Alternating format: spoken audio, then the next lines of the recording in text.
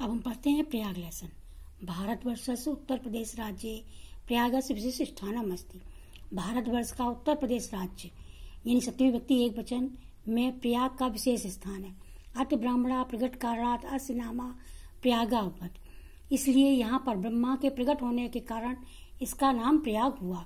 गंगा यमुनयोः संगमे शीतला जले स्नात्वा जनाः विगत कल्पशा भवन्ति इति जनानां विश्वासः। गंगा और यमुना के संगम जल में पवित्र जल में स्नान करके लोगों के पाप समाप्त हो जाते हैं, ऐसा लोगों को विश्वास है। अमावस्या पौर्णमासे संक्रांतो च स्नानार्थम मात्र महान संप्रदान भवन्ति। अमावस्या और पूर्णमासी संक्रांत के समय स्नान करने वालों की बहुत भीड़ होती है। प्रतिवर्ष मकर गते सूर्य माघ मासे तु अनेक लक्षा जना अत्र आयन्ति। मासे केतुम च संगमस्य पवित्रेण जलेन विदुषा महात्मनानुपदेशेन अमृतेन च आत्मना पवन्ति। प्रतिवर्ष माघ के महीने में सूर्य के मकर राशि में जाने पर अनेकों लाखों लोग यहाँ आकर के मास पर्यंत संगम के पवित्र जल में स्नान करके विद्वानों की आत्मा उपदेशों को अमृत समान वाणी को सुनकर के अपनी आत्मा को पवित्र करते हैं। अस्मेन पवित्र पर्वाणि श्री महाराजा श्री हर्षा प्रति पंचवर्षस्य आगत्य सर्व स्वमेव याचकेभ्यो दत्त्वा मेघम एवं पुनः संचारणार्थम स्वराजधानी प्रत्यागच्छत। इसमें ही इस पर ही महाराज श्री हर्ष प्रतिवर्ष यहाँ आकर के सब कुछ भिखारियों को देकर पुनः इसे संचय करने के लिए अपनी राजधानी लौट जाते हैं। ऋषि भरद्वाज आश्रम अपि अत्रैव अस्ति।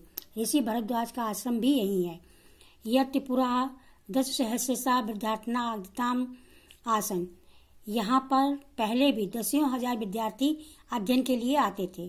पितु आज्ञा पालनम पुरुषोत्तम श्री राम अयोध्या वन गक्षणम कुत्र मया वस्तितव्यम इति पृष्टुम अत्रैव महाराजस्य समीपम आगच्छत। पिता की आज्ञा पाकर पालन के लिए पुरुषोत्तम श्री राम अयोध्या से वन की ओर जाते हुए कहाँ रहना मेरा उचित है, इस प्रश्न को लेकर के यही भरद्वाज के आश्रम में आए थे।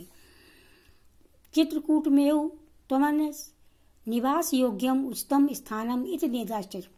चित्रकूट में तुम्हारा निवास रहने योग्य है, ऐसा आदेश पाकर के राम सीता लक्ष्मणेन च सह चित्रकूटम आगच्छत। राम सीता और लक्ष्मण के साथ चित्रकूट आ गए। पुरा वत्सक नाम के एकम समृद्धम राज्य आसीत। प्राचीन समय में वत्सक नाम का एक समृद्धशाली राज्य था।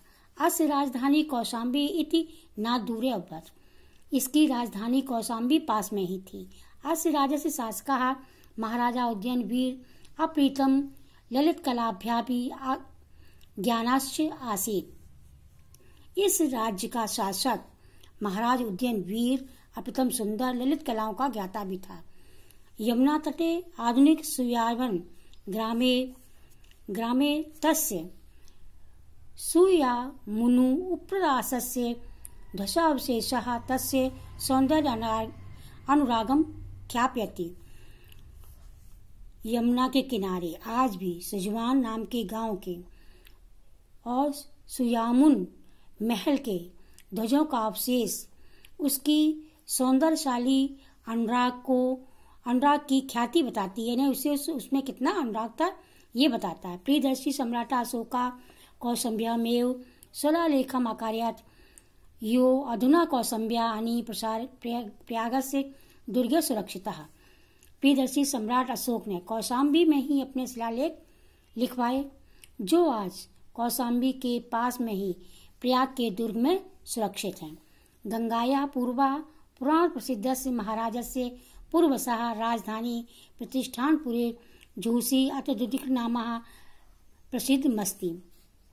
गंगा के पूर्व में पुराणों में प्रसिद्ध महाराज पुरु के राजधानी प्रतिष्ठा से झूसी नाम से जो आज भी प्रसिद्ध है। यश प्रतिष्ठा अद्यापि विदुषः महात्मनस्य स्थित्वा अक्षणी। जो जिसकी प्रतिष्ठा आज भी विद्वानों और महात्माओं के द्वारा स्थित बनी हुई है।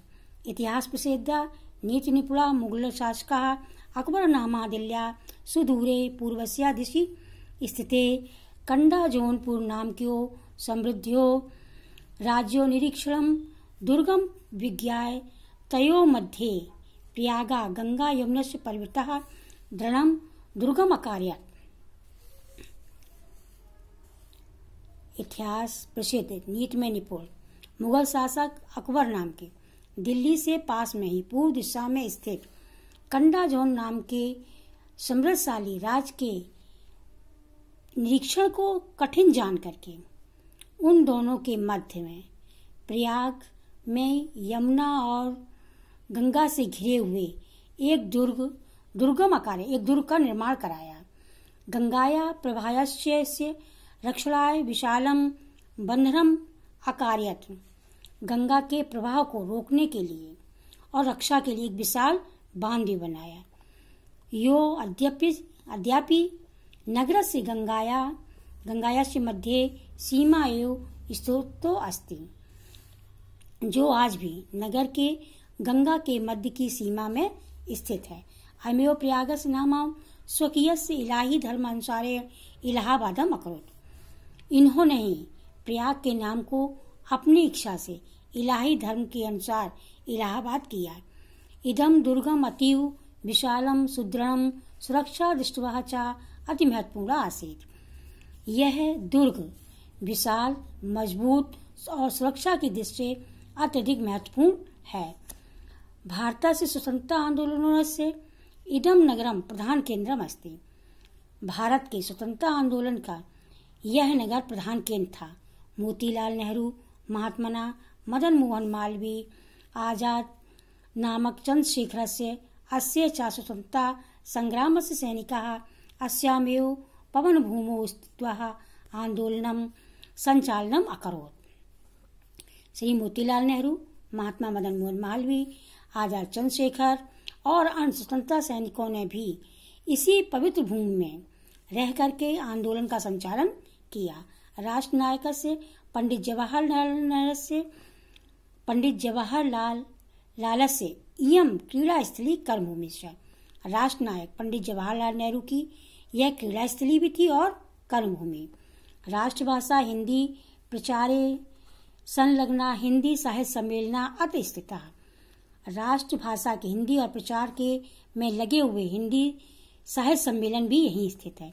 अत्रैव च अनेक सहज संख्या देश विदेश विद्यार्थिना परिवर्तिताः विविध विद्या पारंगते विद्वानरै उपशोभिता च प्रयाग विश्वविद्यालय भरद्वाजे प्राचीनः गुरुकुलस्य नवीन रूपमेव शोभिते।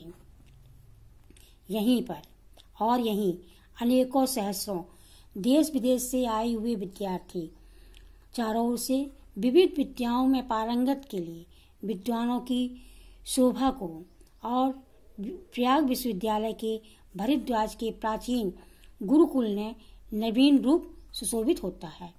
स्वतंत्रता अस्मिन् भारते प्रत्येकः नागरिकः न्याय प्राप्ते अधिकारिणोमेव कुर्वन्नम्।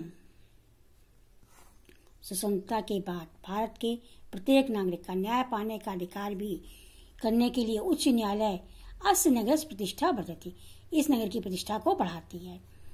यम गंगा यमुना सरस्वती नाम पवित्र संगम स्थले स्थितस्य भारतीय संस्कृते केंद्रम च महिमानं वर्णम महाकवि कालिदासा स्वमेव अवगत। गंगा और यमुना की सरस्वती के पवित्र जल की स्थिति को भारतीय संस्कृत की केंद्र की महिमा का वर्णन करते हुए महाकवि कालिदास ने ठीक ही कहा। समुद्र पत्नियो जलनम सन्निपाते पूत आत्मना मात्रम किला अभेष्ये कात तत्वबोधेन पिनापि भूयस्य तनुत्यजाम नास्ति शरीर बंधवा। निश्चय ही यहाँ समुद्र की पत्नियों अर्थात गंगा यमुना के जल में स्नान करने से पवित्र आत्मा वाले मनुष्यों को शरीर त्यागने पर तत्व के ज्ञान के बिना भी शरीर के बंधन से छूट जाते हैं, यानी उन्हें मोक्ष की प्राप्ति हो जाती है। कहाँ? यहाँ प्रयाग के इलाहाबाद में संगम पर स्नान करने से। ये हुआ बच्चों आपका प्रयाग नामक लेसन पूर्ण होता है।